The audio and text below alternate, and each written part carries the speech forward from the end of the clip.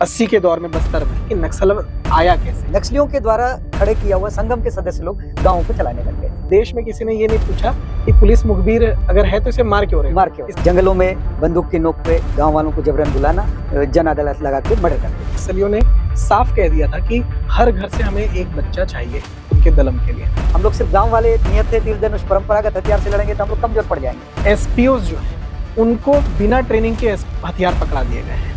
कि एक महिला अपने बच्चे को ले दुध में बच्चे को लेकर भाग रही थी, उससे नक्सली ने बच्चे को छीना और उनके घर में जो आग जल रहा था वहाँ पे। कांग्रेस तो इसके लिए आप पे केस भी कर सकती है कि आप जो लेकिन हम सुने हैं इसलिए मैं बता रहा हूँ। लेकिन नक्सलवाद चाहे बंदूक वाले हो चाहे कलम वाले, वो अलग नहीं है, एक ही सिक्के के दो पहलू। तो तब जितने पीड़ित परिवार थे हम लोग सब लोगों ने मिलकर दोरनापाल में इनको रोक दिया था।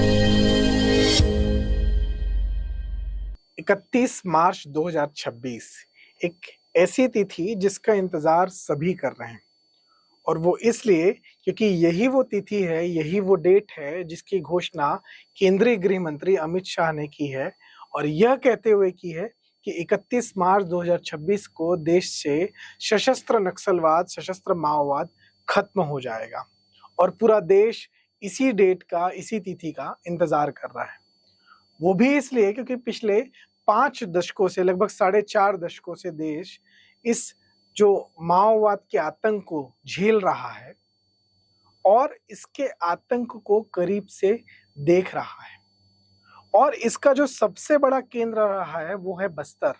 और बस्तर में भी जो सुकमा का जो क्षेत्र रहा है, जो अभी जब पूरे देश से नक्सलवाद को लेकर जो सामने जानकारियां हैं कि सिर्फ 7 जिले बचे हैं, उनमें से भी एक प्रोमिनेंट जो जिला बचा है वो सुकमा है। और उसी सुकमा से आज हमारे साथ एक विशेष अतिथि, एक स्पेशल गेस्ट हमारे साथ चर्चा के लिए मौजूद हैं। उनका नाम है सोयम मुका। वो एक ऐसे व्यक्ति हैं जो जिन्होंने ना सिर्फ नक्सलवाद को शुरू होते हुए सामने से देखा, बल्कि अब उस नक्सलवाद माओवाद को खत्म होते हुए भी सामने देख रहे हैं। ये उनकी ही पीढ़ी है जिन्होंने नक्सलवाद के आतंक को चरम पर जाते हुए देखा और अब उसका खात्मा होते हुए भी देख रही है। तो सबसे पहले सोयम जी, आपका बहुत बहुत स्वागत है द नैरेटिव के प्लेटफॉर्म पर। नमस्कार आप सभी को। सोयम जी, 1991 में जो जन जागरण अभियान शुरू हुआ, जो बाद में जाकर सलवा जुडुम बना, और फिर बाद में आकर नक्सल उन्मूलन के लिए जो सबसे जो प्रभावी आधार बना, उसके सिपाही रहे हैं। उस एक ऐसे अभियान के सिपाही जिन्होंने आज जो नक्सलवाद खत्म हो रहा है उसकी आधारशिला आज से लगभग 35 साल पहले रख दी थी। तो ये पूरी कहानी कैसे शुरू होती है, कहां से होती है, कैसे होती है, और अब नक्सलवाद का अंत कैसे हो रहा है, ये पूरी चीजों को जमीनी वास्तविकता के साथ जानेंगे सोयम जी से। तो आपसे मेरा सीधा पहला प्रश्न है कि नक्सलवाद जो शुरू हुआ 80 के दौर में बस्तर में, वो आपकी याददाश्त क्या कहती है कि वो कैसे शुरू हुआ, कहां से हुआ है, कैसे आए, वो पूरा घटनाक्रम यदि आप बता पाए कि नक्सलवाद आया कैसे। ये आपने सही कहा, ये 80 के दशक में नक्सलवाद का शुरू में आगमन हुआ इनका। उस वक्त वन विभाग के तरफ से कुछ कानूनी अड़चन था, जो प्रक्रिया था वो आड़ी आती थी ग्रामीणों के। ग्रामीण जब अपने रोजमर्रा के जरूरत के लिए जलाऊ लकड़ी या मकान बनाने के लिए लकड़ी काटता था, उस समय ये लोग पीआर करते थे, वन विभाग के लोग, तो उससे ग्रामीण दुखी होते थे।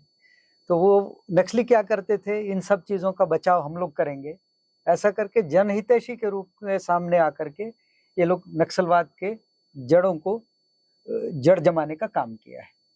अच्छा, जो ग्रामीणों की जो मतलब उनके जो असंतुष्टि थी जी, वन विभाग से या सरकार से या प्रशासन से जी, उस असंतुष्टि को फायदा उठाकर नक्सलियों ने अपनी जमीन बनानी शुरू की। तो जब शुरुआत में नक्सली आए तो वो ना कोई घर लेकर आए थे, ना कोई राशन लेकर आए थे, ना कोई खान पान लेकर आए थे, सिर्फ बंदूक लेकर आए थे। सिर्फ बंदूकें लेकर आए थे, और गांव में आकर के ये लोग खाना, सब्जी, दाल, चावल जमा करते थे।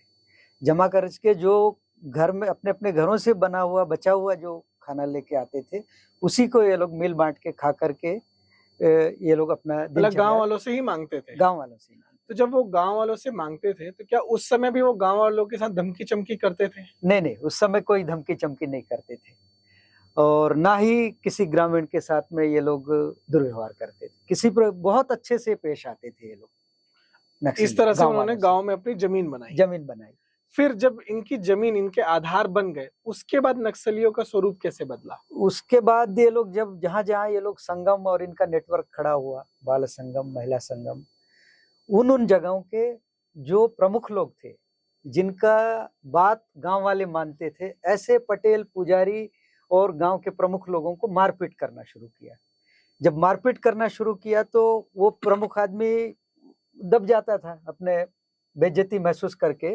वो फिर गांव में अपनी जो सामाजिक रीति रिवाज था, व्यवस्था थी, उसको नहीं चलाता था। तब इनके द्वारा, नक्सलियों के द्वारा खड़े किया हुआ संगम के सदस्य लोग गांवों को चलाने लग गए थे। तो इसका मतलब है जैसे पटेल, पुजारी, पेरमा ये सब होते थे जी, इनको इन्होंने दबा दिया और अपने लोगों को लीडर बना के बैठा दिया। जी।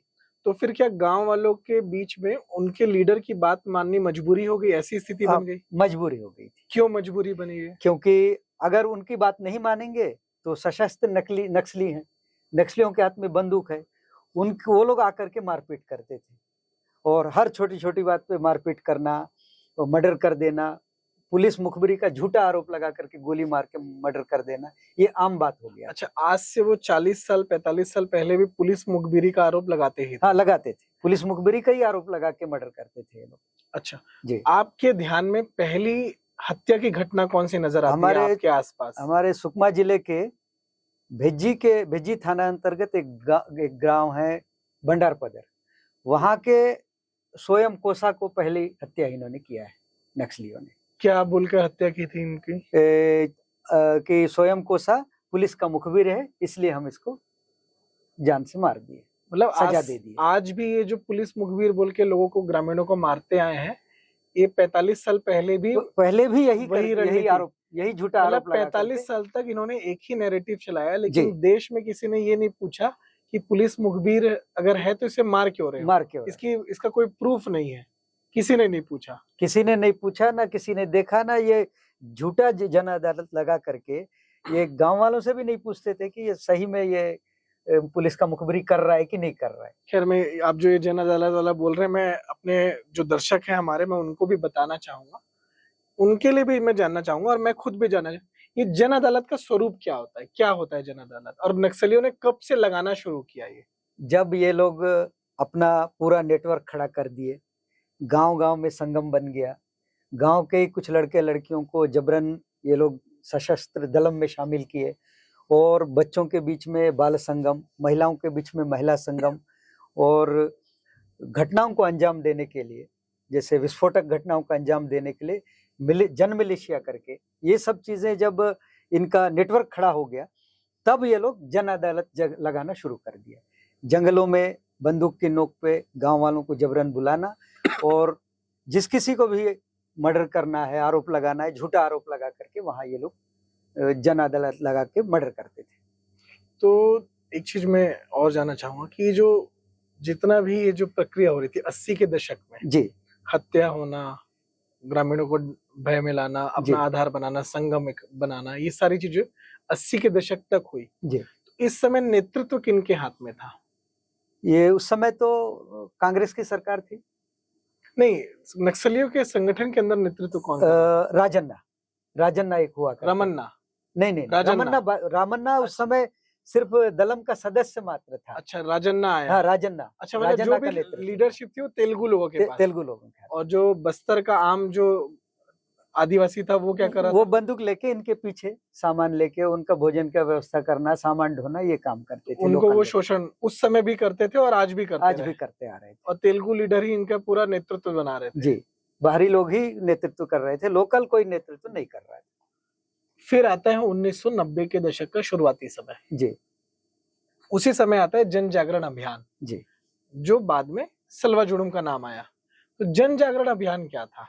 जन जागरण अभियान, जब इस प्रकार की कई घटनाएं की है नक्सली लोग, जो लोग पीड़ित थे नक्सलियों से, जो परिवार पीड़ित थे उन सबको एकत्रित करके, चूंकि नक्सली लोग उधर तो ज्यादातर सभी आदिवासी ही रहते हैं, आदिवासियों के घर में ही खाना मांग के खाना, आदिवासियों का ही सपोर्ट से वो लोग दलम को आगे बढ़ाना, आदिवासी लड़के लड़कियों के हाथ में बंदूक थमा करके फिर आदिवासियों का ही मर्डर करना शुरू हुआ। और ये लोग किसी का मर्डर नहीं करते थे, गांव वाले आदिवासी लोगों का ही मर्डर करते थे। इसलिए हम लोगों ने महेंद्र साहब ने शुरू किया जन जागरण अभियान कि ये हमसे हमारा खाना खाते हैं, हमारे लोगों को ये लोग शामिल करते हैं, फिर मर्डर भी हम ही लोगों का करते हैं, ये ऐसा नहीं होना चाहिए। ठीक है, अगर उनको राजनीति करना ही है तो अपना करें, लेकिन ये हत्याएं बंद करें। इस कारण जो है जन जागरण अभियान शुरू हुआ। तो उसका नेतृत्व महेंद्र साहब ने किया। जन जागरण अभियान में क्या किया जाता था, क्या होता क्या था? वहां पे एक तो सबसे पहले रैली के रूप में जाते थे, जन जागरण अभियान में रैली के रूप में जाकर के गांव वालों को पहले इस तारीख बता दिया जाता था कि इस तारीख को हम लोग सब आएंगे। तो तब से गांव वाले पूरे लोग जमा हुए रहते थे, जमा होकर के फिर हम लोग समझाते थे उनको जन जागरण के माध्यम से कि देखो ये लोग कहीं दूसरे प्रदेश से आए हैं, हमारे आदिवासी भी नहीं है, लेकिन हमारा खाना खा के हमारा साथ लेके हम ही को मारने का काम करता है, इसलिए इनका विरोध करना है और उनका साथ नहीं देना है। ये करके हम लोग बैठ के करते। इसका समर्थन कितना मिला जमीन पे? उस समय समर्थन मिलना शुरू हो गया था, ठीक ठाक ही था, बहुत ज्यादा नहीं था समर्थन, मगर समर्थन मिल रहा था लोगों से। तो फिर ये बंद क्यों हुआ? जन जागरण अभियान सफल क्यों नहीं हो पाया? फिर जब सत्ता परिवर्तन हुआ प्रदेश में, उस समय संयुक्त मध्य प्रदेश हुआ करता था, छत्तीसगढ़ अलग नहीं बना था, वहां कांग्रेस की सरकार थी। तो कांग्रेस के सरकार में महेंद्र साहब ने हम लोग को ये कहते थे कि नहीं, हमको समर्थन नहीं मिलेगा, शासन प्रशासन पुलिस का सहयोग नहीं मिलेगा, इसलिए हम जो है इसको अभी नहीं करेंगे, बंद रखेंगे। इस कारण बंद हुआ। अच्छा, मतलब कांग्रेस राजनीतिक कारण से, राजनीतिक कांग्रेस की सरकार आई जी, तो उन्होंने इस विषय पर अभियान जो चल रहा था उसको चलाने से रोकने में भूमिका निभाई। अच्छा, मैं एक रिपोर्ट पढ़ रहा था, उस रिपोर्ट में बताया गया कि पहला जो जन जागरण अभियान चला उस समय नक्सलियों ने स्थानीय आदिवासियों का नरसंहार किया, करीब 76 आदिवासी जनजातीय समाज के लोग मारे गए। सही बात। ये कितनी सच्चाई है? सच्चाई है, ये पूरी तरह सच्चाई है।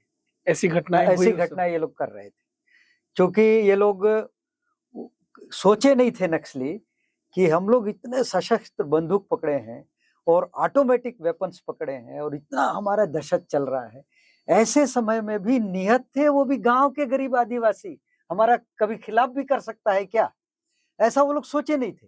इसके कारण बौखलाहट में जो जो लोग शामिल थे उनको चुन चुन के मारना शुरू किया और बौखलाहट में ग्रामीणों को भी बड़ी संख्या में घटना का अंजाम देना शुरू किया, जिसका आप जिक्र कर रहे हैं। ये सब घटनाएं उसी समय की।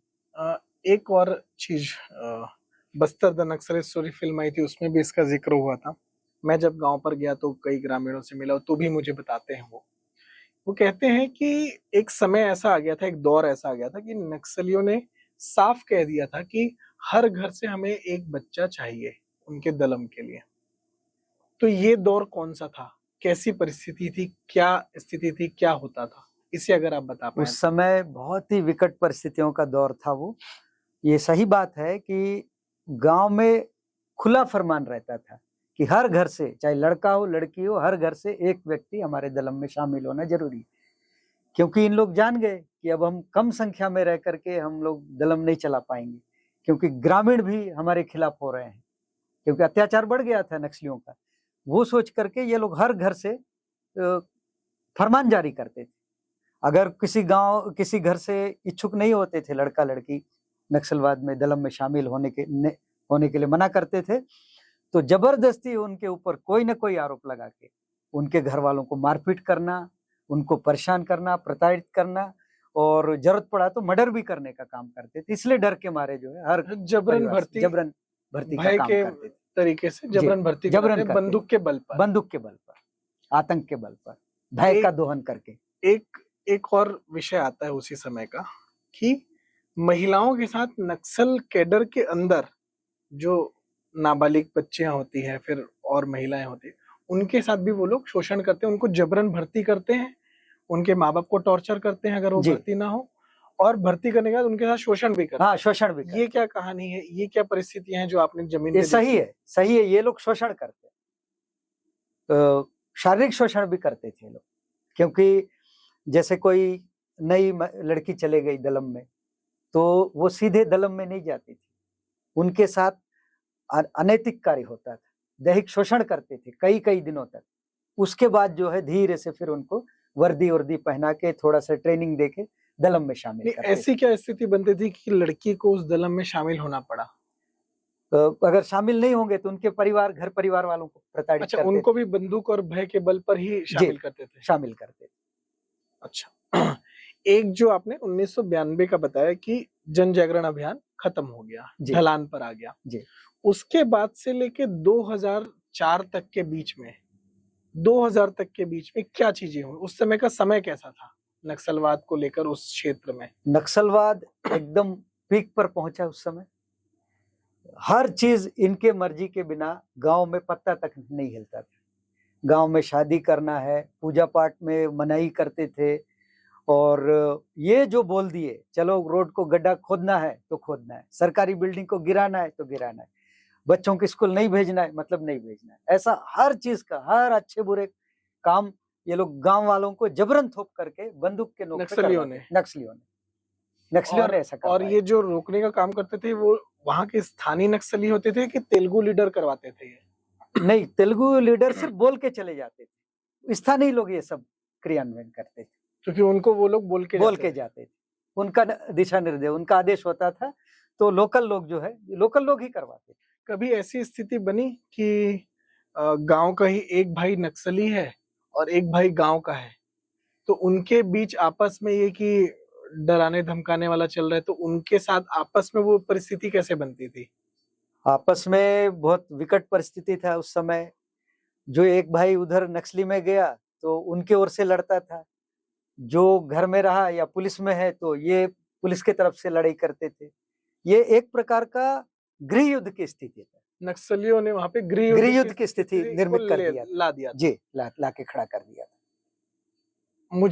मैं आपके बारे में जब चर्चा कर रहा था और विषय को जानकारी ले रहा था, तो मुझे पता चला कि आपके एक बड़े भाई थे जी, स्वयं वेंकटेश जी। उनके साथ वर्ष 2001-2 में एक घटना होती है, नक्सली वो उस घटना को अंजाम देते हैं। वो घटना क्या थी, अगर आप बता पाए? ये क्या था, हमारा जो गांव है गगनपल्ली, वहां पे 4 किलोमीटर पूर्व दिशा की ओर जाने के बाद में जो मेन रोड है, हाईवे है, एनएच बना है जो अभी, उस हाईवे में एक घटना हुआ था जहां पे नक्सली 4-5 लोग मारे गए थे। पुलिस और नक्सलियों के आपसी का मुठभेड़ में ये लोग रोड खुदवाने के लिए गए थे। उस समय पुलिस आई है और फायरिंग हुआ दोनों तरफ से, उसमें 5-6 नक्सली लोग मारे गए थे। तब से जो बाद के जो अभियान, इनका फरमान होता था कि जाओ तुम लोग रोड खोदो, तो कोई गांव वाला आसपास के इलाके से कोई निकलता नहीं था। इस कारण से एक दिन क्या हुआ, मेरे बड़े भाई जो शहीद हुए, इन नक्सलियों ने गोली मार के हत्या की है, उनको एक शादी में पकड़े और बोले चलो हमारा मीटिंग में, जंगल में ले जा करके फिर आसपास के लोगों को बुला के जन अदालत लगाए। बहुत मारपीट किए, इतना मारपीट किए, अधमरा करके उनको छोड़ दिए। छोड़ने के बाद में बोले नहीं, अभी सब लोग खाना वाना खा लेंगे, फिर एक बार बैठक होगा, जन अदालत लगेगा, उसमें भी आना है। तो तब धीरे से मेरे बड़े भाई को होश आया, तो उसको रामन्ना ने समझाया कि नक्सली लीडर रामन्ना ने कि देखो वेंकटेश, तुमको जो सजा देना था दे दिए, अब फिर से एक बार हम लोग पूछेंगे तो उसमें तुम बताना कि हाँ मैं उस समय मैं ही मुखबिर किया था, जो 5-6 नक्सली जो मारे गए थे उस घटना में मैं ही मुखबिर करने के कारण पुलिस आके मारी, इतना तुम बता देना और घर चले जाना। ऐसा जब बोले तो फिर ब्रेक के बाद, फिर खाने पीने होने के बाद फिर से जन अदालत शुरू हुआ। तो पूछा रामन्ना कि कौन वेंकटेश, क्या हुआ उस दिन बताओ। तो जो रामन्ना ने सिखाया था वही चीज मेरे बड़े भाई ने जनता के सामने बताया कि नहीं, मैं ही पुलिस का सूचना दिया था। जैसे ही ये बात बताए वहीं तुरंत जो है गोली मार के मेरे बड़े भाई का हत्या की। मतलब छल के माध्यम से, छल कपट के माध्यम से उन्होंने उनकी हत्या कर दी। ये ठीक वैसा ही है जैसे माओ ने भी चीन में किया और मॉस्को ट्रायल आप अगर पढ़ेंगे तो उसमें भी ये पूरी रणनीति नजर आती है। उसी रणनीति को बस्तर में माओवादी उतार रहे थे। स्वयं जी, मैं इसके बाद 2002 में ये घटना होती है। आपका परिवार उस समय गगनपल्ली में ही रह रहा था। हाँ, गांव में ही निवास करते थे। उसके बाद क्या होता है? उसके बाद हम लोग सब पलायन करना शुरू कर दिए। देखे कि ये मेरा बड़ा भाई इतना सीधा साधा था, मैं तो राजनीति से भी जुड़ा रहा और कहीं भी कुछ बात होता है तो जनता के सहयोग के लिए मैं आना जाना करता था। जब कुछ नहीं करता था, मेरे बड़े भाई को झूठे जबरन आरोप लगा करके ये लोग मर्डर कर दिए, ये तो कभी ना कभी मेरा भी मर्डर कर देंगे। ये सोच के मैं अपनी जान बचाने के लिए सतर्कता के हिसाब से मैं गांव छोड़ के बाहर रहने लगा था। तो आपके परिवार में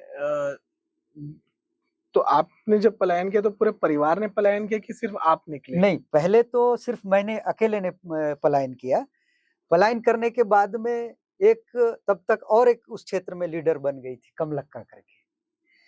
तो कमलक्का, ये भी तेलुगु थी? हाँ, वो भी तेलुगु थी। नहीं, कमलक्का तेलुगु नहीं थी। कमलक्का इधर ही कहीं की थी, अपने छत्तीसगढ़ की थी। पहले नर्स थी, बताते हैं ऐसे। जब हम लोग पूछे थे कौन है, बोले नर्स थी, वहां से छोड़ करके ये दलम में शामिल हुए, ऐसा कहे। वो कमलक्का मेरे को बुलाती थी कभी कभी। बोले, नहीं मुका, तुम उधर इधर क्यों भटकते हो? यहाँ तुम्हारा जमीन जायदाद है, यहीं खेती बाड़ी करके कमाओ खाओ, यहीं रहने लगो। क्योंकि मैं इनके नस नाड़ी से वाकिफ था, ये लोग आगे जाके क्या कर सकते थे थोड़ा थोड़ा आभास मेरे को होता था। ये लोग धोखा देके बुला रहे हैं और मेरे को भी मर्डर कर देंगे, ये मेरे दिल दिमाग में आता था उस समय। वही सोच करके मैं उनसे मिलने नहीं जाता था। जब एक बार बुलाए, 2 बार बुलाए, नहीं आया, 3 बार बुलाए, नहीं आए। एक बार तो मेरा ही जीजा सिर्फ मेरे को बुलाने आया था, कोंटा में था। बोले चलो तेरे को बुला रहे हैं, वहां पे बड़े बड़े लीडर आए हैं, विजयन्ना वगैरह सब आए हैं, कमलक्का बुलाई है, विजयन्ना आए हैं, आपका समझौता करने के लिए बुलाए हैं, चलो। तो मैं भी कुछ नहीं सोचा, चढ़ गया ट्रक में। ट्रक रोके, बस का टाइम नहीं था, तो मेरे जीजा और मैं दोनों ट्रक में चढ़े। ढोंडरा क्रॉस होने के बाद पता नहीं मेरे दिमाग में क्या आया, मैं गाड़ी ड्राइवर को बोला, ड्राइवर भैया रोको रोको रोको, और मैं उतर गया। बोले अब चले जाओ, तुम चले जाओ। जीजा को बोला बता देना, वो कहीं नहीं मिला है, नहीं आऊंगा बोल के बोला है, तुम बता देना कमलक्का को। ऐसा करके मैं नहीं गया।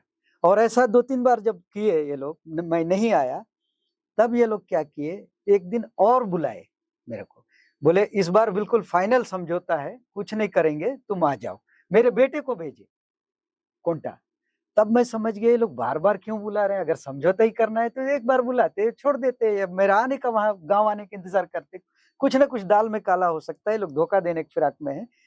मैं फिर मेरे बेटे को बताया, देखो कपिल, एक काम करना, तू उनको बता देना मेरा पिताजी बोल रहा है कि मैं अब गाँव छोड़ के हमेशा के लिए मैं बाहर रहूंगा, वो नहीं आऊंगा, बता रहा है। लड़ाई समझौता कोई प्रश्न ही नहीं है, जब हमारा उनसे कोई लड़ाई नहीं है, समझौता क्या करेंगे। ऐसा करके नहीं आया, तुम बता देना बोले।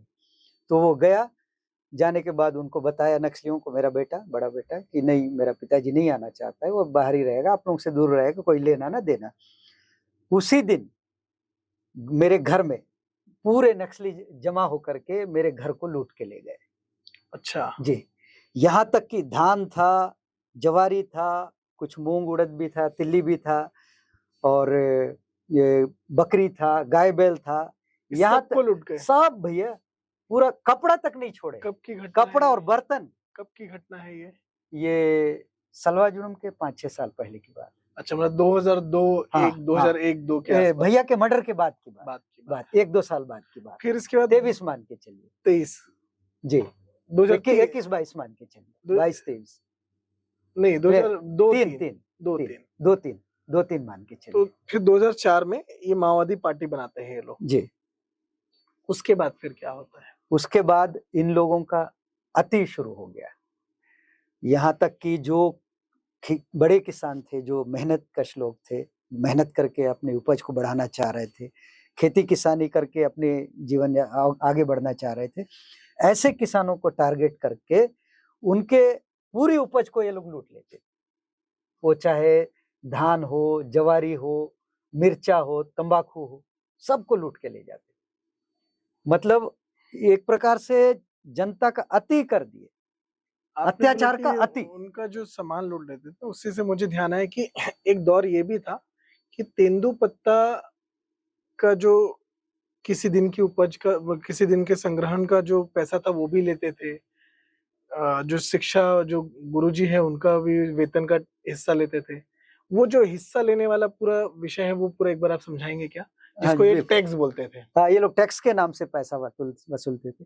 जितने कर्मचारी थे, वो चाहे गुरुजी हो, वन विभाग का हो, स्वास्थ्य विभाग का हो, यहाँ तक कि गांव के छोटे जो आंगनबाड़ी कार्यकर्ते हैं, उनका भी वेतन का पैसा ये लोग साल में टैक्स के रूप में वसूलते थे। और जब तेंदुपत्ता सीजन आता था, तो उधर गांव में क्या है, आज भी साल भर का खेती नहीं होता है। वहां सिर्फ 4 महीने का खेती होता है, 4 से 5 महीने की खेती। बाकी दिन वहां का ग्रामीण आदिवासी भाई बहन हमारे किसान वनोपज का काम करते हैं। कभी महुआ बिन लिए, कभी टोरा बिन लिए, कभी चिरौंजी का ये कर लिए, कभी तेंदुपत्ता का तुड़ाई किए। तो तेंदुपत्ता के समय में, उस समय ठेका होता था, तो ठेका में ये लोग क्या करते थे, पहले तो जनता को, गांव वालों को बोलते थे कि नहीं, तो तेंदुपत्ता का पौधा को बूटा कटाई नहीं करना है। जब तक हमारा बात नहीं होगा, रेट नहीं बढ़ेगा, तेंदुपत्ता कोई नहीं, बूटा कटाई भी नहीं करेगा, तेंदुपत्ता भी कोई नहीं तोड़ेगा। वो नाम मात्र के लिए 1-2% बढ़ा देते थे तेंदुपत्ता का दर, और गवर्नमेंट रेट से 1-2 पैसा बढ़ा करके फिर ये लोग लाखों करोड़ों रुपया अपना चंदा ठेकेदार से टैक्स के रूप में वो लोग वसूली करते थे। और जो ये लोग जनता को जो 1 पैसा 2 पैसा का जो फायदा दिलाते थे सरकारी रेट से थोड़ा ज्यादा, उसके एवज में पहला दिन का जो तेंदुपत्ता का जितना संग्रहण का पैसा जाता था, हर परिवार उनको पहला दिन का पूरा पैसा नक्सलियों को तो देता मतलब ये कहने का डर के मतलब ये मारे। था कि इधर से भी वो लूट रहे थे और इधर से दोनों भी तरफ से वो लोग लूट रहे थे तेंदुपत्ता का दोनों पैसा। तरफ से जी, लूट रहे थे। जी। यहाँ तक कि जो जनपदों में जो पैसा जाता था, जैसे किसी गांव में तालाब निर्माण होना है, उसको भी नक्सली लोग सरपंच को और सचिव को डरा धमका के, मुख्य कार्यपालन अधिकारी को डरा धमका के काम नक्सली लोग करवाते थे श्रमदान के रूप में, और पूरा आहरण का पैसा नक्सली लेते थे। अच्छा, मतलब जैसे शासन की मतलब योजनाओं का पैसा भी नक्सली मतलब जैसे गांव के में पास जाता तालाब खोदना है जी, तो तालाब गांव वालों से ही खुदवाते थे फ्री में श्रमदान के रूप और उसका जो पैसा है वो पंचायत से ले लेते थे कि हमने काम में। जी, करवाया। जी, इस तरह इस से हद तक का वो शोषण शोषण करते थे। करते थे वो लोग। एक जो टाइम आता है 2004 के बाद, शोषण का स्तर जैसा आप बता रहे हैं वो बहुत बढ़ चुका था। जी, फिर गांव वालों के अंदर जन जागरण अभियान का जो एक स्मृति रहती है वो दोबारा निकलती है, जी। और इस बार उसका नाम होता है सलवा जुड़ो। कैसे शुरुआत हुई इसकी? ये हुआ है उधर कोतुरपाड़ करके एक गांव है, उस तरफ पहले शुरुआत हुआ। बीजापुर में, बीजापुर क्षेत्र में, बीजापुर जिले के अंतर्गत का गांव है। वहां स्वस्फूर्त गांव के लोगों के द्वारा ये सलवा जुड़ुम का अभियान शुरू हुआ। वहां पे नक्सली और गांव वालों के बीच में विवाद हुआ। उस विवाद में अनावश्यक निर्दोष ग्रामीणों के 2-3 लोगों का हत्या कर नक्सलियों ने हत्या किए। फिर पुलिस आई, पुलिस आने के बाद में उसका जांच वगैरह हुआ, और चूंकि जबरन ये लोग हत्या कर दिए थे नक्सली लोग, तो गांव वाले नक्सलियों के खिलाफ हुए। इसका समाधान की दिशा में बातचीत करेंगे, वार्ता के जरिए बातचीत करके, ऐसा करके गांव वालों ने नक्सलियों को बुलाया। कुछ नक्सली आए, जो नक्सली आए वाद विवाद इतना बढ़ गया, झगड़ा जैसा बात हो गया, इतना आक्रोशित हो गए गांव वाले कि हथियारबंद नक्सलियों को ये लोग घेर के पकड़ लिए। पकड़ने के बाद में पुलिस को सौंप दिए। अच्छा जी, पुलिस को सौंपने के बाद में फिर इनको तो कार्रवाई हो गया। उसके बाद जो बचे थे दलम के लोग, जो नक्सली बचे थे, वो गांव वालों को प्रतिशोध की भावना से ये लोग गांव वालों को टारगेट करना शुरू नक्सलियों तो गांव वालों को वो लोग बंदूक से मारते थे।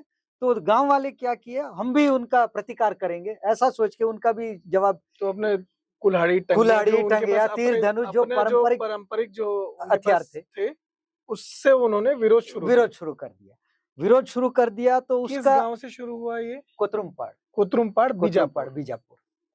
वहां से शुरू होने के बाद धीरे धीरे उसका विस्तार होता चला गया, क्योंकि सभी प्रताड़ित थे, नक्सलियों का आतंक इतना बढ़ गया था। मैं 2-4 नाम आपसे जानना चाहूंगा। मधुकर राव जी की इसमें क्या भूमिका थी? बहुत बड़ी भूमिका थी। कैसे? जिस गांव के लोग प्रतिशोध शुरू किए नक्सलियों के खिलाफ में, वहीं पे आसपास ही इनका नियुक्ति था। अच्छा, ये कुटरू के शिक्षक रहे हैं। कुटरू के कुटरू पास इलाके का। कुटरू के ही क्षेत्र था जी, ये, जहाँ से वहीं ये शुरू आसपास कई स्कूल में इनका ड्यूटी था। गुरुजी शिक्षक के पद में ये कार्य जी, करते जी। थे। क्योंकि ये सब चीजों को बहुत बारीकी से देख रहे थे, करीबी से देख रहे थे, तो इनसे भी रहा नहीं गया, तो गांव वालों का साथ देना शुरू किया। क्योंकि पढ़े लिखा था, शिक्षक रहा है, तो इनको थोड़ा सा मार्गदर्शन देना शुरू किया। नहीं, तुम लोग ऐसा करोगे तो गड़बड़ होगा, ये आप करोगे, हम लोग सिर्फ गांव वाले नियत थे, तीर धनुष परंपरागत हथियार से लड़ेंगे तो हम लोग कमजोर पड़ जाएंगे, हम लोग थोड़ा पुलिस का भी सहयोग लेंगे। ऐसा करके इन्होंने एक दिशा दिया। बहुत बड़ी भूमिका इस थी आंदोलन में सलवा उनकी जुड़ूम बड़ी शुरू करने भूमिका थी। जी, बहुत बड़ी भूमिका थी। दूसरा नाम मैं पूछूंगा महेंद्र कर्मा जी की, उनकी क्या भूमिका थी? जब सलवा जुड़ूम तेजी से विस्तार होने लगा, गांव से बातचीत करके, पुलिस प्रशासन और शासन से सामंजस्य करके, ये जो आंदोलन शुरू हुआ था जनता का नक्सली आतंकवाद के खिलाफ में, सलवा जुड़ूम जनता के द्वारा जो आंदोलन हुआ, इसको दिशा देने और संरक्षण देने, संवर्धन करने और आगे बढ़ाने का काम जो है, नेतृत्व करने का काम स्वर्गीय महेंद्र कर्मा साहब ने किया। तो 2-3 नाम और आते हैं, जैसे चैत्रा माटामी जी का भी नाम जी आता है, जी। और भी 2-3 नाम आते हैं। इनकी क्या भूमिकाएं थी इस समय? जैसे ये बड़े लीडर थे महेंद्र कर्मा साहब, तो सेकंड फॉलोअप के रूप में हम लोग थे।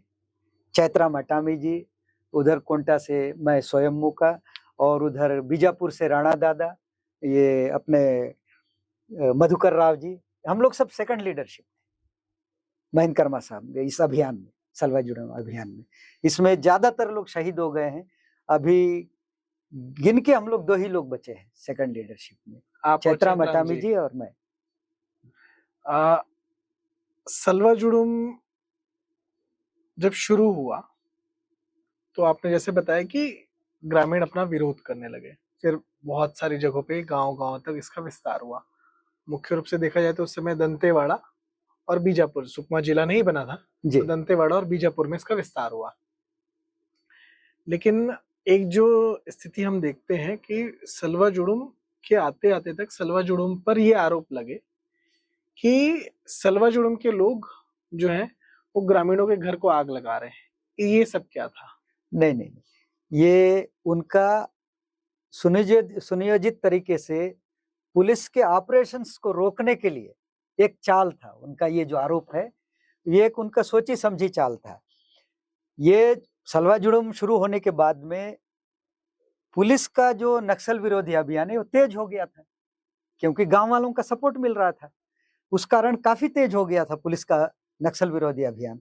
तो जब ऑपरेशंस के लिए ये लोग जंगलों में जाते थे, किसी गांव से होकर गुजरते थे, तो घरों में नक्सली रहेगा, गांव के घरों में, ऐसा पुलिस सोचे नहीं थी, कल्पना नहीं थी, कि इसका कोई अंदाजा नहीं था। मगर पुलिस के ग्रामीणों के घरों से फायरिंग होना शुरू हुआ। अच्छा, वो गांव का घर वाला फायरिंग नहीं करता था, गांव के उस घर में छुप के नक्सली लोग फायरिंग करते। और उस घर का जो रहने वाला था वो उस घर में नहीं, वो उस घर में नहीं है, लेकिन आड़ लिया है, गांव वाले का घर का आड़ लिया है। हाँ। नक्सली वहां से पुलिस के ऊपर फायरिंग कर रहा है, गांव वाला नहीं है उसमें। गांव वाला को उसमें कोई नहीं है। और अब क्या करेगा, जहां से अगर नक्सली कहीं से गोली मार रहा है पुलिस को, तो बचाव में पुलिस भी गोली मारेगी ना। बिल्कुल। और पुलिस के पास तो रॉकेट लॉन्चर और कई प्रकार के अत्याधुनिक हथियार भी थे। तो जब गोली चलने लगा तो अत्याधुनिक 1-2 बार फायरिंग करेगा, तब भी फायर आ रहा है तो आज क्या करेगा, ये तो लॉन्चर फेंकेगा ना, तो वहां आग लगेगी। मतलब कुल मिलाकर ये गांव वालों के घरों को ये मोर्चा के रूप में नक्सली अपना मोर्चा ढाल बनाते थे।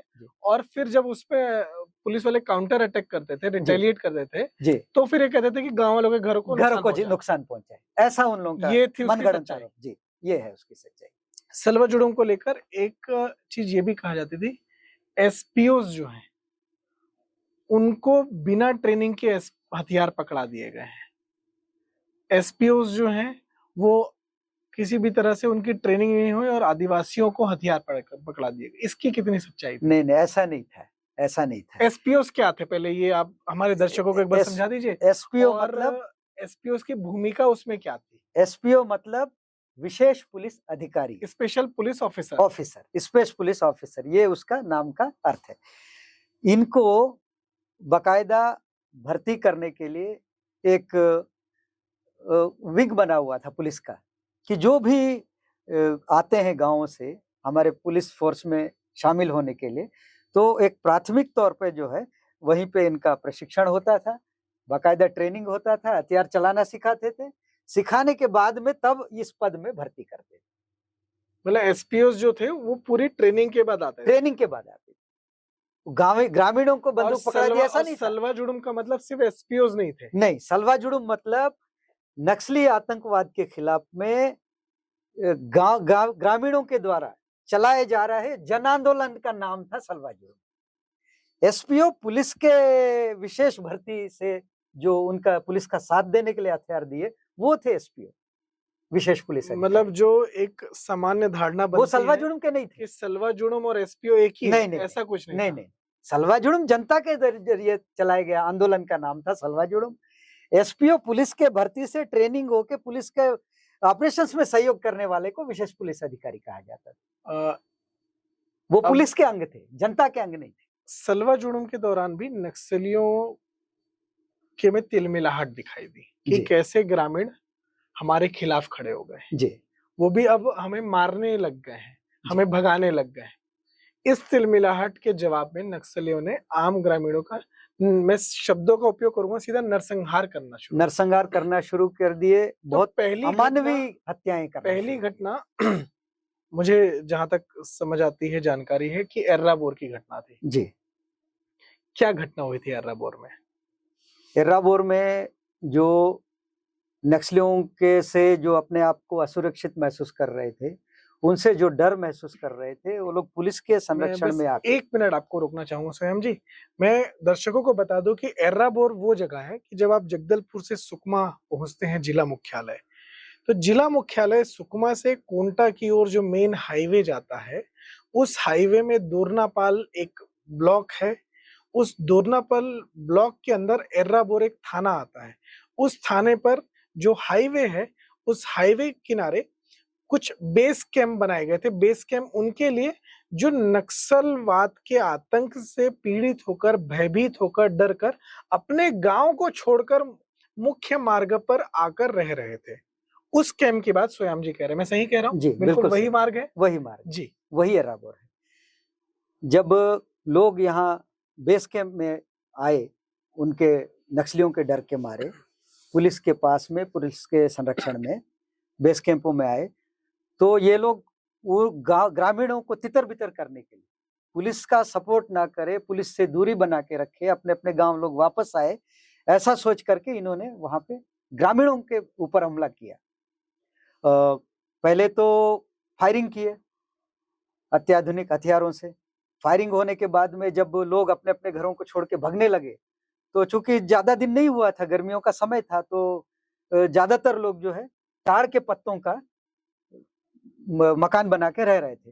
तो ये लोग जैसे घरों से छोड़ने लगे लोग बाग, और नक्सली आकर के उनमें आग लगाना शुरू किए, उनके घरों को आग लगाना शुरू किए और तेजी से भागे। यहाँ तक कि एक महिला अपने बच्चे को दुधमुए बच्चे को लेके भाग रही थी, उससे नक्सली ने बच्चे को छीना और उनके घर में जो आग जल रहा था वहां फेंक दिया। ऐसे जो कह रहे अमानवीय हैं इस घटना के बारे में, मैं स्वयं उस महिला से मिला हूं जिनकी छोटी सी बच्ची को, दूधमुही बच्ची को नक्सलियों ने आग में फेंक दिया था।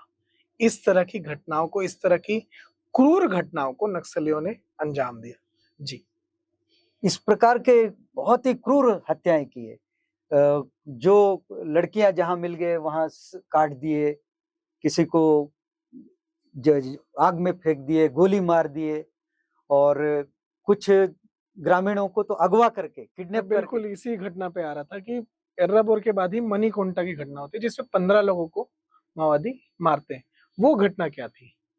गांव वाले मछली पकड़ने के लिए या कुछ अपना घरों को देख के आने के लिए गांव गए हुए थे। कैंप से निकल करके एर्राबोर से निकल करके, कुछ लोग दोरनापाल से निकल के, कुछ लोग एर्राबोर से निकल करके यहाँ पे आए मणिकोंटा गांव में। जैसे ही गांव में आए, उनको नक्सलियों को पता चल गया। पता चलने के बाद इनको घेर करके जो अपहरण करके ले गए। ले करके 2 दिन तक इनको अमानवीय प्रताड़ना देना शुरू की, एकदम क्रूर तरीके से प्रताड़ना। यहाँ तक कि जो एक आदमी जो भग के आया वो मेरे से बोले जब हम लोग पानी प्यास लगा है पानी पिलाओ करके बोलते थे तो ये लोग पेशाब करके ग्रामीणों को पिलाते थे। इस स्तर पर अमानवीय किया और अंत में जो है उनको 2 दिन के बाद हत्या किए। हत्या करके सड़क के किनारे ला करके उनका डेथ बॉडी को फेंके। जब डेथ बॉडी पुलिस रिकवर करने गई, ग्रामीण लोग सब अपने अपने परिजनों को शवों को देखने के लिए उठाने के लिए गए, तो जैसे ही पहला शव को ऐसा हिलाने का कोशिश किए दूर से डंडा से, तो वहां से भी विस्फोट हुआ। प्रेशर बम वहां भी रखे हुए थे, शवों में भी प्रेशर बम रखे थे ताकि जो उनको और जो उठाने वाला आए, जो पुलिस है वो भी इसमें मारे जाए, इस स्तर उनकी भी हत्या किया जाए। इतने क्रूर प्रकार के ये लोग षड्यंत्र करके नक्सली लोग जो है अमानवीय कृत्य। एक और घटना उस समय की मुझे याद आती है, बुरकापाल की घटना। जी, ये घटना क्या थी? अगर बुरकापाल की घटना के बारे में अगर आप बताएं तो। बुरकापाल एक गांव है, दुर्नापाल से जब हम जगरगुंडा की ओर जाते हैं तो बुरकापाल पड़ता है। उस बुरकापाल को मुख्य सड़क से जोड़ने के लिए एक सड़क निर्माण हो रहा था, वहां एक पुलिया बन रहा था। उस पुलिया में पास के कैंप के सीआरपीएफ के जवान जो है रोज उस सुरक्षा के लिए, ताकि पुल निर्माण का कार्य तेजी से हो सके, उसके लिए लोग सुरक्षा देने जाते थे वहां के जवान। तो रोज उनका मुखबिर आकर के सिविलियंस के भेष में आकर के देख के जाता था।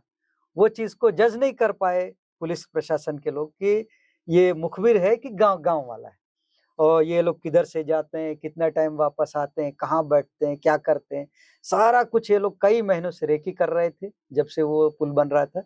एक दिन जो है मौका देख करके बड़ी घटना को ये लोग अंजाम दिए, उसमें 76 जवान मारे गए। नहीं, ये तो ताड़मेटला वाली घटना थी। ताड़मेटला की घटना जो कोई 76 जवान वाली। जी, एक और मैं घटना के बारे में, बुरकापाल की घटना, बुरकापाल ये जो है मैं बताया, ये बुरकापाल की घटना। जी, इन सभी घटनाओं के बाद एक और मुझे जिक्र आता है, एक और उल्लेख आता है सलवा जुड़ूम के बंद होने का। अब समय आ रहा है कि सलवा जुड़ूम को बंद कर दिया जा रहा है। मैं एक 2 बड़े नक्सली हैं, उनसे जब मेरी बात हो रही थी तो वो कह रहे थे कि सलवा जुड़ूम के कारण उनको काफी भर्तियां हुई उनके सलवा जुड़ूम बंद होने के बाद। तो सलवा जुड़ूम बंद होने का जमीन पर क्या प्रभाव पड़ा, ये मैं देखिए, उनका तो कहना था कि सलवा जुड़ूम बंद हुआ तो लोग उनके साथ जुड़ने लगे। खैर, ये हम सभी जानते हैं कि भय के कारण ही उनसे जुड़े, लेकिन उसका जमीन पर क्या वास्तविक असर पड़ा, ये आप बताएं। वास्तविकता तो ये है कि चूंकि मामला निर्णय जो है माननीय सुप्रीम कोर्ट का था, इस कारण से हम लोग सलवा जुड़ूम की बैठकें लेना, पदयात्रा करना, शांति मार्च निकालना, इस प्रकार की सारी गतिविधियों को रोक दिए थे। लेकिन जो लोग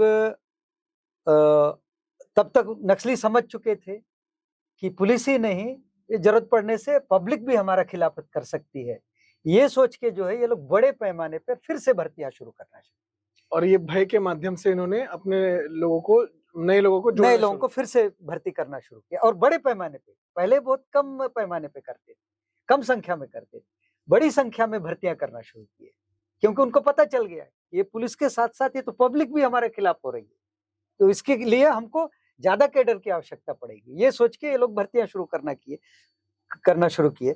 और हम लोग जो है, जो सलवा जुड़ूम से जुड़े हुए लोग थे, जो नेतृत्व कर रहे थे, हम लोगों ने सोचा कि भाई माननीय सुप्रीम कोर्ट का मामला है, इसलिए माननीय सुप्रीम कोर्ट का आदेश का पालन करते हुए सलवा जुड़ूम पे रोक बंद करने के लिए कहा गया था, इसलिए उनका कोर्ट का आदेश को मानते हुए, ताकि उनकी अवमानना ना हो, ये सोच करके हम लोग बैठकें भी बंद कर दिए और शांति मार्च, पद यात्रा निकालना बंद कर दिए। जमीन पर क्या असर हुआ? जमीन पर असर हुआ है, यही जो मैं बताया ना, बैठकें बंद हो गया। जमीन पर बैठकें बंद हुई तो नक्सलियों ने क्या लोगों को मारना शुरू किया? चुन चुन के मारना। वही जानना चाह रहा हूँ कि जमीन पर उसका क्या असर हुआ, कि जो लोग जुड़े थे उनकी क्या स्थिति बनी? जो लोग पुलिस में थे, जो एसपीओ के रूप में काम कर रहे थे, उनको चुन चुन के मारना शुरू किए, और जो नेतृत्व कर रहे थे सलवा जुड़ूम का, उन लोगों को चुन चुन के मारना शुरू किए, जिसमें मेरे ही हम नाम के थे स्वयं मुका, उनकी भी हत्याएं कर दिए। ऐसे कई लोगों की हत्याएं कर दिए, और गांव वालों को ये कहा जाता था, मतलब इसका आतंक बढ़ गया और ज्यादा के बाद। जी, और ज्यादा बढ़ गया था। हमारे ग्रामीणों को मार करके, मर्डर करके ये भी बोलते थे कि रिपोर्ट नहीं लिखाना है, अगर रिपोर्ट लिखाओगे तो पूरे घर वालों को मारेंगे। इस कारण जो है डर के मारे कई लोगों को मारने के बाद भी आज तक एफआईआर दर्ज नहीं हुआ है, थानों में कोई उसकी जानकारी अब मैं आता हूं आपसे एक चर्चा में कि 2013 की एक घटना में, जो इस प्रदेश की, इस देश की एक बड़ी घटना थी। हम जगदलपुर से निकलते हैं, दरभा घाटी को पार करते हैं और फिर आती है झीरम घाटी जी। उस झीरम घाटी को मुझे लगता है कि प्रदेश की भी अधिकांश आबादी ने 2013 में ही पहली बार नाम सुना था, बस्तर के बाहर के लोगों ने। सही है। और वो झीरम घाटी का नाम तब सुना जब कांग्रेस का पूरा एक शीर्ष नेतृत्व वहां पर नक्सलियों के आतंक की भेंट चढ़ गया, नक्सलियों के आतंक का शिकार बन गया। उस घटना के बारे में आपने बहुत करीब से जाना होगा, समझा होगा। उस घटना को आप कैसे देखते हैं? क्या बताना चाहते हैं उसके बारे में? क्या समझाना चाहते हैं उस घटना के बारे में? ये मुझको ऐसा लगता है कहीं ना कहीं कांग्रेस के ही अंदरूनी गुटबाजी का नतीजा रहा झीरम। ऐसे कई आरोप तो लगते ही हैं जी। तो क्या आपको भी ऐसा लगता है? जी, मुझको भी ऐसा ही लगता है। मुझको भी ऐसे ही लगता है कि कांग्रेस की अंदरूनी जो खिंचमतानी गुटबाजी है, उसी का राजनीतिक हत्या का परिणति है झीरम घटना। क्यों ऐसा लगता है आपको? आप किस दावे से बोल सकते हैं? ऐसा कोई सबूत तो है नहीं, ऐसा कोई प्रूफ तो है नहीं, किस दावे से आप ये बोल सकते हैं? जो नक्सली ये घटना करने के बाद में नक्सली ग्रामीणों के बीच में जाते हैं तो उसका बखान करने के लिए कार्यक्रम होते हैं नक्सलियों के द्वारा। उसमें कहा गया कि ये कहीं ना कहीं उन्हीं का आपसी रंजिश का ही नतीजा है, कांग्रेस पार्टी के अंदरूनी कलह का ही वो अंजाम है, ऐसा करके उन नक्सलियों ने खुद स्वीकारा है। आप और आंध्र के पेपर वाले ने तो स्पष्ट लिख दिया था। अब वो कौन सा पेपर है, कौन पत्रकार लिखा है, इसका मेरे को जानकारी, लेकिन पढ़ा हुआ व्यक्ति ने मुझको बताया कि आंध्र के पेपर में लिखा, लेकिन हम सुने हैं इसलिए मैं बता रहा हूँ। अगर नहीं सुने रहते तो मैं अपने ओर से तो सोच के नहीं बता रहा हूँ, मुझको जो सुनाई दिया, मेरे को जो मालूम हुआ वो चीज बता रहा हूँ। अब हम आते हैं 2018 में, सरकार बदल जाती है छत्तीसगढ़ में। 15 साल के बाद भाजपा की सरकार सत्ता से बाहर होती है और एक नई सरकार आती है जी। आपके क्षेत्र से एक विधायक जो होते हैं वो मंत्री भी बनते हैं जी। और इस नई सरकार में कई जगह से ये सुनने को आता है कि नक्सलियों के खिलाफ ऑपरेशंस कम हो गए, सुरक्षा कैंप्स जो लगने थे वो कैंप्स लगने कम हो गए, सुरक्षा बलों के जो एक दो कैंप को लेकर एक विवाद भी हुआ कि मुख्यमंत्री पहले से ही बता दे रहे हैं कि कहाँ पे कैंप लगना है, तो वो गोपनीयता खत्म हो रही है। तमाम दावे, तमाम मामले सामने आते हैं। तो आपने इस 5 साल के दौर में 18 से 23 में नक्सलवाद को कितना घटते बढ़ते देखा? बहुत तेजी से बढ़ा नक्सलवाद, यहाँ तक कि नक्सली शाम ढलते के पहले सड़क में आके रहते थे, हाईवे में। किस सड़क? हाईवे जो NH है, जो जगदलपुर वाली सड़क है, उसी ही बात कर उसी में। और जनता के बीच में जो बैठकें करते थे वहां पे नक्सली खुद बोलते थे कि अभी तुम लोग डरने का जरूरत नहीं है, अभी हमारा सरकार है छत्तीसगढ़ में, पुलिस हमारा है, अभी कुछ नहीं होगा तुम लोगों को, पुलिस भी परेशान नहीं करेगी। और ऑपरेशन पूरी तरह रुका हुआ था। 5 साल तक कहीं पर भी एक ऑपरेशन भी लॉन्च नहीं हुआ, बल्कि पूर्ववर्ती सरकार के जो कैंप लगने थे अन्य जगह में 2-3, उनको भी जिला मुख्यालय में बिठा के रखा था। जहाँ कैंप लगना था वहां नहीं लेके गए, वो इनको यही जिला मुख्यालय सुकमा में ही बिठा के रखा गया था। ये स्थितियां थी। वो खुद कहते थे कि हमारा सरकार, नक्सली खुद कहते थे। एक खैर हम इस वीडियो में भी चला देंगे उस इंटरव्यू को। एक मेरी बात हो रही थी सोनू से, सोनू जो नक्सलियों का सबसे शीर्ष लीडर, जब उसने सरेंडर किया, भूपति, उसने जब सरेंडर किया उसके बाद जब इसी द नैरेटिव के प्लेटफॉर्म पर जब हमने उससे चर्चा की तो उसने एक बात बताई थी। उसने कहा था कि हम एक स्ट्रेटेजी अपनाते हैं, हम गांव-गांव में जाते हैं और कहते हैं कि इस पार्टी को वोट नहीं देना है, तो उससे गांव वाले अपने आप समझ जाते हैं कि किसको वोट देना है। तो ये स्ट्रेटेजी क्या आपको भी लगता है, आपके नजर में कभी आई है कि आपके क्षेत्र में, आपके सुकमा में या उस तरफ के क्षेत्र में नक्सली इस तरह की रणनीति को अपनाते हैं कि इसको वोट नहीं देना है, और गांव वाले आपको अपने आप मैसेज चले जाता है कि हाँ इसको वोट देना है। कुछ हाँ, ऐसा सही है। आपको दिखा है? हाँ बिल्कुल दिखा है, कैसे है? स्पष्ट है, इसका सब लोग एग्जाम्पल जानते अगर हैं। आप बता सके। जैसे कोई गांव है एक, वो वहां पे भाजपा के समर्थक है, तो बार बार दलम के नक्सली लोग आएंगे बंदूक लेके, बार बार आएंगे, चाहे हर 5 दिन में 6 दिन में, कि बहिष्कार करना है, बहिष्कार, चुनाव बहिष्कार करना है, चुनाव बहिष्कार करना है, अगर कोई वोट डालेगा हम लोग देखेंगे, उंगली काट देंगे या मर्डर कर देंगे, ऐसा धमकी दे जाते थे। और जैसे कांग्रेस का सपोर्टर का कोई गांव है, वहां एक भी बैठक नहीं बहिष्कार का, एक भी बैठक नहीं, और कहीं बैठक भी हुआ तो वहां स्पष्ट बोल देना है, भाजपा को नहीं देना है, कम्युनिस्ट को नहीं देना है, किसी अन्य पार्टी को नहीं देना है। लेकिन एक अच्छा, पार्टी ऐसा अच्छा, रहता अच्छा, था, अछूता रहता था कि किसको आप लोग देना है आप ये लोग नहीं जान बोल रहे नहीं हैं, बोल रहे, लेकिन आप लोग जान लेकिन लो, वो मैसेज चला जाता था मैसेज कि चला किसको जाता, देना आप लोग जान लो, इसको नहीं देना है। है, इसी रणनीति बाकी का आप जान लो। इसी रणनीति को नक्सलियों के सबसे बड़े लीडर्स में से एक सोनू ने हमारे इसी पॉडकास्ट में खुलासा किया था। अभी आप वो इस वीडियो को देख सकते हैं। कोई भी वोटर को, ठीक है हम इसको मार भगाएंगे, फिर किसका पक्ष में देना है, ये लाजमी क्वेश्चन है, लेकिन we did not give answer. किसका पक्ष में देना है, आंसर नहीं किया। मतलब इसमें इम्प्लाइड अर्थ ये होता है कि वोट दो। एक पार्टी को मार भगाना का अर्थ ये होता है कि दूसरा पार्टी को वोट दो। फिर वोट दो करके हम बोला है क्या? नहीं बोला। लेकिन इसका तो सीधा अर्थ होता है ना कि यदि मैं किसी को कहूं कि इस पार्टी को वोट नहीं देना है, इसका मतलब है जो दूसरी पार्टी है उसको वोट देना है। एग्जैक्टली। इसके बाद जो स्थिति एक और बनती है, कई चीजें समझ में आती हैं। 2018 में चुनाव होते हैं जी, 2018 से 23 तक फिर एक सरकार आती है। आप जैसे कह रहे हैं कि उस सरकार में नक्सलियों को कहीं ना कहीं अघोषित रूप से, परोक्ष रूप से छूट मिली। फिर 23 में फिर चुनाव होते हैं, लेकिन 23 के चुनाव से पहले एक खास पार्टी, एक खास आइडियोलॉजी के नेताओं को, से जुड़े लोगों को, उनकी टारगेटेड किलिंग होती है, चाहे वो नारायणपुर के 2-2 जिला उपाध्यक्ष हो, या बीजापुर या सुकमा में हत्याएं हो, संघ के लोगों की हत्याएं हो, आरएसएस के लोगों की हत्याएं हो। इसको लेकर जो जमीन में वार्ताएं होती थी, जो बातें चलती थी, जो खुसफुसाहट होती थी, वो क्या होती थी? यही है, लोगों को लग रहा है ना कि ये विशेष पार्टी विशेष के लोगों को टारगेट कर रहे हैं और पार्टी विशेष के लोगों को छूट भी दे रहे हैं।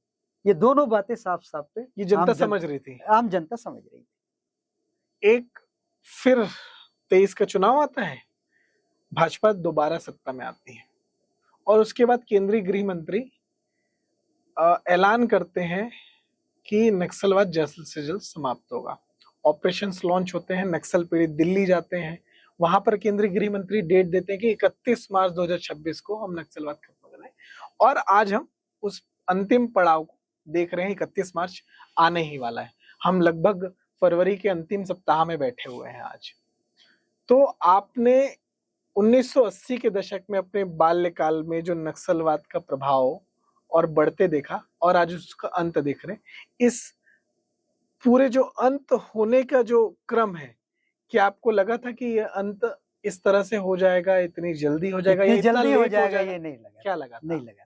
इसको खत्म इतनी होते जल्दी हुए होगा ये नहीं देखकर लगा कैसा था। लग रहा है? यही तो बात है भैया कि राजनीतिक इच्छा शक्ति की बात है ये। देखिए, केंद्र सरकार ने दृढ़ इच्छा शक्ति जताया और प्रदेश की सरकार ने दृढ़ इच्छा शक्ति जताया। आज इतनी तेजी से नक्सलवाद का खात्मा हो रहा है। हम लोग शुरू से नक्सलियों के खिलाफ लड़ाई लड़ते हैं, हम लोग भी नहीं सोचे थे इतना तेजी से अंत होगा इनका, और वास्तव में अब लग रहा है कि समय सीमा के अंदर ही नक्सली आतंकवाद का पूरी तरह खात्मा हो जाएगा। सबसे सामने से देखा है ना, आप खुद एक नक्सल पीड़ित भी हैं, जी, आपके भाई की हत्या हुई है। जी, तो आपको ये कैसा लग रहा है देख के कि आज ये नक्सलवाद इस तरह से समाप्ति की ओर है? हम लोग सोचे नहीं थे इतनी जल्दी होगा, हम सोचे नहीं थे इतनी तेजी से नक्सलवाद समाप्त होगा, हम सोचे नहीं थे। होगा इतना तो सोचे थे, लेकिन काफी समय लगेगा ऐसा हम सोच रहे थे। इसमें दोनों सरकारों की जो दृढ़ इच्छा शक्ति है यही दर्शाता है। एक और विषय आ रहा है स्वयं जी, कि अभी नक्सलवाद खत्म हो रहा है, सशस्त्र माओवाद खत्म हो रहा है जी, लेकिन अभी हमको इंस्टाग्राम के रील में, सोशल मीडिया के वीडियो में, व्हाट्सएप के वीडियो में, कई ऐसे जगह पे, फेसबुक में आजकल दिखने लग रहा है कि तरह तरह की बातें हो रही कि ये नक्सलवाद को खत्म इसलिए किया जा रहा है क्योंकि खदान बेचनी है, जंगल काटने हैं। क्या आम जो सुकमा का, ये बस्तर का जो आम ग्रामीण है, आम आदिवासी, वो भी ऐसी सोचता है क्या? नहीं नहीं नहीं नहीं, ये वहां की जमीनी वास्तविकता से कोसों दूर की बात है। जमीनी हकीकत ऐसा कुछ नहीं है, जबकि वहां पे हर व्यक्ति के पास जमीन है, जंगल पर्याप्त मात्रा में है, और और जमीन की सुरक्षा का अधिकार भी है। सुरक्षा का अधिकार भी है। हर एक व्यक्ति के पास खेती बाड़ी करने लायक पर्याप्त जमीन जायदाद है। और ये जो नैरेटिव गढ़ा जा रहा है ना, ये कुछ कम्युनिस्ट विचारधारा से प्रेरित होकर के जो लोग जबरदस्ती का नैरेटिव गढ़ने वाले लोग हैं ना, वो लोग करते हैं जल जंगल जमीन की बात, जबकि वास्तविकता जल जंगल जमीन का कोई बात ही नहीं है वहाँ। जबकि देखा जाए तो इन्हीं कम्युनिस्टों ने ही जल जंगल जमीन को सबसे ज्यादा नुकसान पहुंचाया है। वहां रहने वालों को नुकसान हुआ। इन्होंने ही वो जंगलों को काटकर अवैध इलीगल इन्होंने स्मगलिंग की लकड़ियों की, जी इन्होंने ही किया। इन्होंने ही अवैध खदान चलवाए। जी, ये तो नक्सलियों ने ही चलाए ना, वो भी तो कम्युनिस्ट ही थे ना। जी जी, वही हुआ। तो अभी जो नैरेटिव चल रहा है, ये नैरेटिव क्या लगता है आपको? ये जमीनी वास्तविकता से कोई लेना देना नहीं है। आम ग्रामीण इससे दूर है, इस नैरेटिव से। हर आदमी के पास जमीन है, हर जंगल पर्याप्त मात्रा में है। जिस जल जंगल जमीन को बचाने की बात कर रहे हैं वो वहां पर्याप्त है, वहां कोई किसी प्रकार का कोई समस्या नहीं है।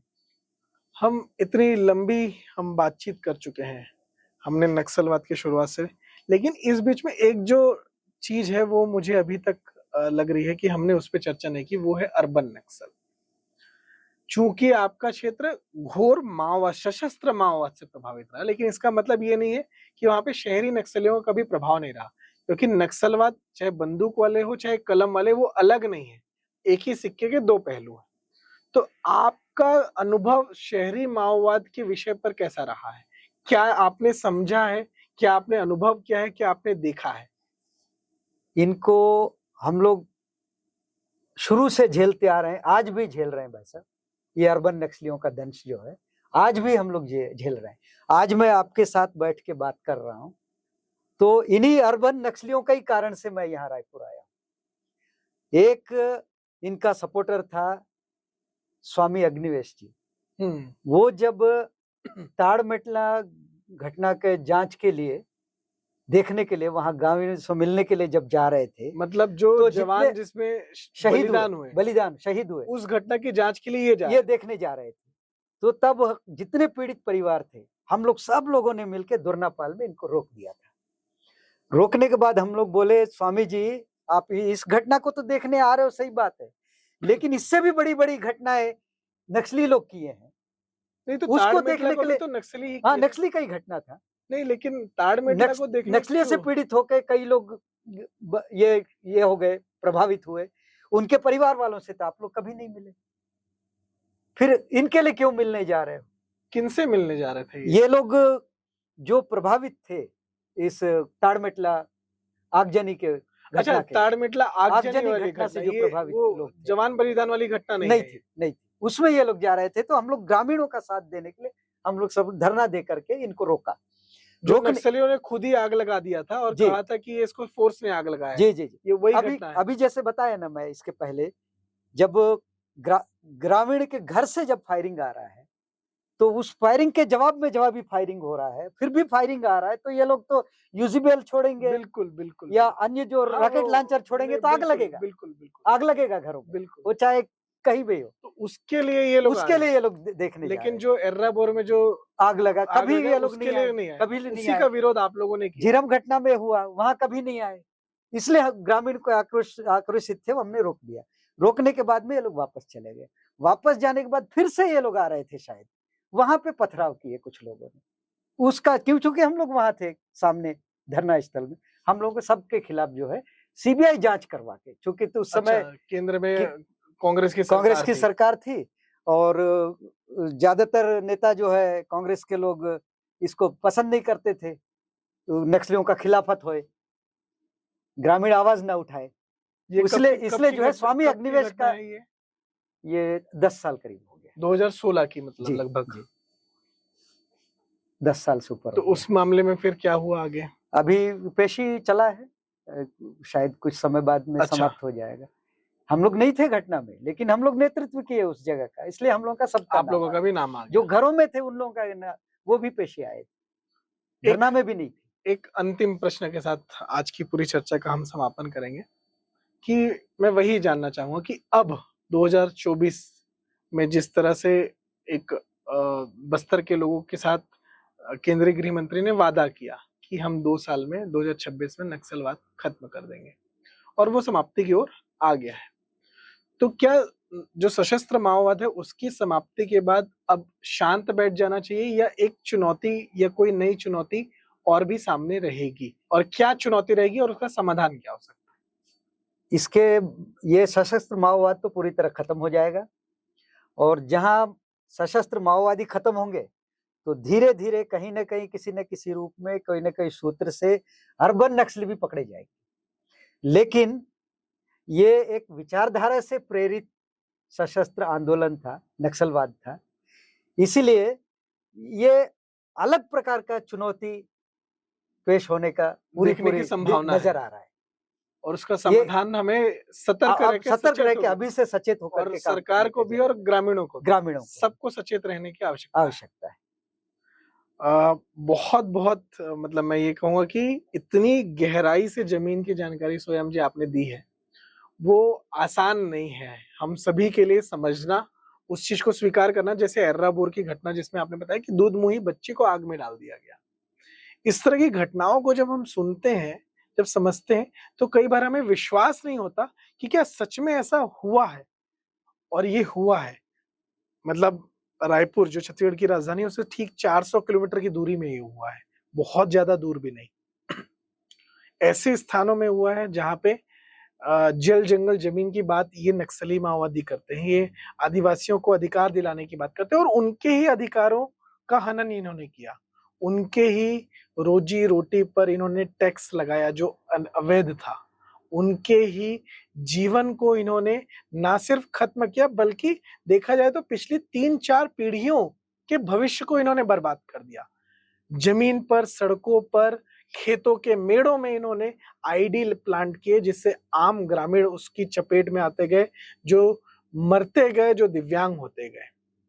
इन घटनाओं को नक्सलवाद ने, नक्सलियों ने अंजाम दिया है बस्तर में, और उसी बस्तर की कहानी को आज सोयाम जी ने हमारे सामने रखा है।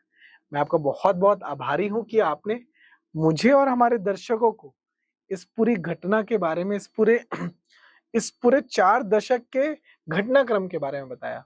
बहुत बहुत धन्यवाद आपका सोयाम जी यहाँ पे उपस्थित होने के लिए और जानकारी देने के लिए। हम ऐसे ही स्टोरीज, ऐसे ही पॉडकास्ट, ऐसी ही चर्चाएं और ऐसी ही जानकारियां नैरेटिव पर लगातार नियमित रूप से लाते रहते हैं। अगर आपको यह वीडियो पसंद आया हो तो इसे अधिक से अधिक शेयर करें, बस्तर की वास्तविकता क्या है वो लोगों तक बताएं, और द नैरेटिव को सब्सक्राइब करें। धन्यवाद।